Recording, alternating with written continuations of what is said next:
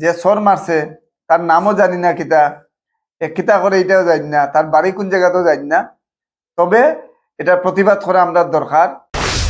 সাধারণ মানুষের কিতা কোনো অধিকার নাইনি বিমান চড়ার বা ভালো গাড়ি চলার।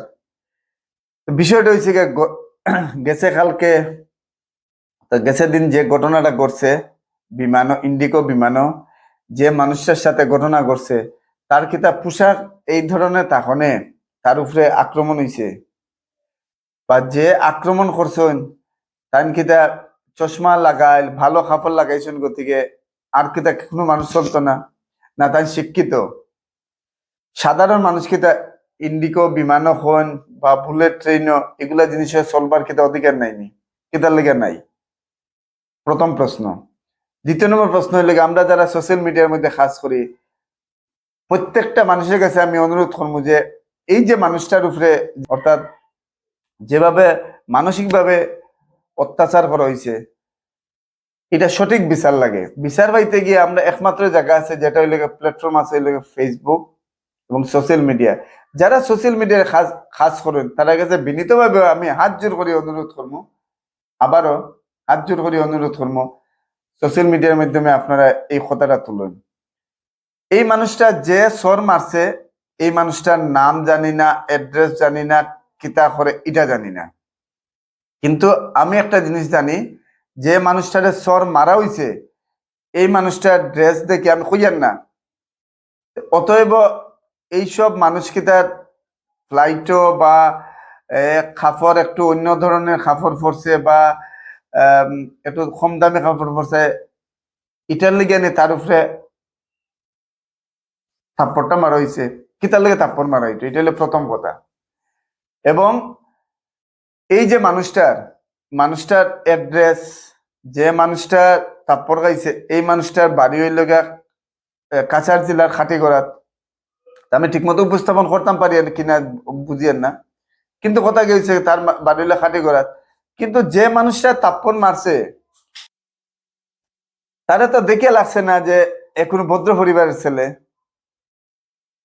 যে ব্যবহার যেটা করছে, কিন্তু ব্যবহারের আগে লাগছে দামি চশমা লাগাইছে এবং দামি শার্ট, খুব সুন্দর জেন্টুল সুলজ, আগে একদম ভদ্র পরিবারের ছেলে। কিন্তু তার আচার আচরণে মোটেই লাগছে না যে এত অসভ্য, এত নিকৃষ্ট মনোভাবের মানুষ আর সমাজও চলবার মতো। কিন্তু যে পরিবার থেকে আইছে, আমি পরিবারের দোষ দিয়েন না, কারণ আমি যদি ভুল করি আমার মা বাবার কোনো দোষ নাই, কিন্তু যে সঙ্গত চলছে, যে তার মেন্টালিটি আছে, মেন্টালিটি এবং কথা হয়েছে গিয়ে সঙ্গ দোষে লোয়া চলে বাসে, তে সঙ্গটা যদি তার ভালো থাকতো এই ধরনের মেন্টালিটি হইল না। জানিয়েন না তার নাম কিতা, আবারও কইয়ার যে সর মারছে তার নামও জানি না, কিতা কিতা করে এটাও জানি না, তার বাড়ি কোন জায়গাতেও জানি না।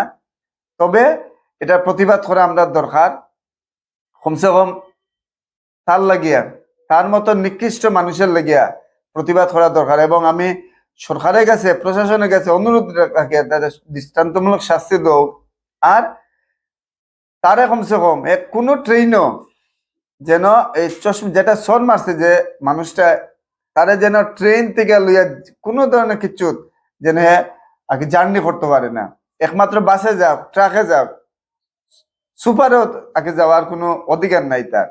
অতএব আমি প্রত্যেকের কাছে আমি অনুরোধ করবো, আপনারা যারা সোশ্যাল মিডিয়ার মধ্যে কাজ করুন, এটা হলে প্রতিবাদ করুন।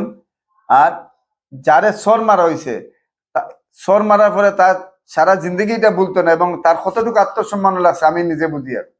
কারণ আমি বুঝছি যে কতটুকু মনে লাগছে, এটার লেগে আমি গেছে কালকে লাইভও করছিলাম, আবার ভিডিও বানাই, আর এটা লইয়ে আমি প্রতিবাদ করবো। আর একটা জিনিস, তার নাম, অ্যাড্রেস এবং বাড়ির কোন জায়গা আপনারা যদি জানেন আমার কমেন্টের মাধ্যমে জানাইবা, আমি চেষ্টা করবো তার বাড়ির এবং তার একটা ইন্টারভিউ লওয়ার লাগে।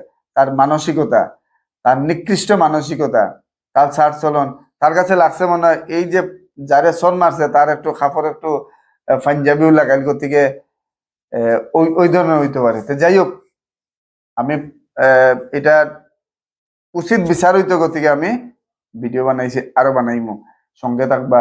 আমার কথাবার্তার মধ্যে কোনো ভুল ত্রুটি ক্ষমা দৃষ্টিতে নিবা। আর সঠিকভাবে উপস্থাপন করতাম পারি আর নি, এটা আমি নিজে বুঝি আর না। যাই হোক, আমার যেগুলা কথা আছিল আমি কথাগুলো তুলছি। আর তার নাম, অ্যাড্রেস, বাড়ির যদি ফাইন কোন জায়গার জানি না, আপনারা আমাদের জানাইবা। তাহলে সবাই সুস্থ তখন, ভালো তখন, এটাই কামনা।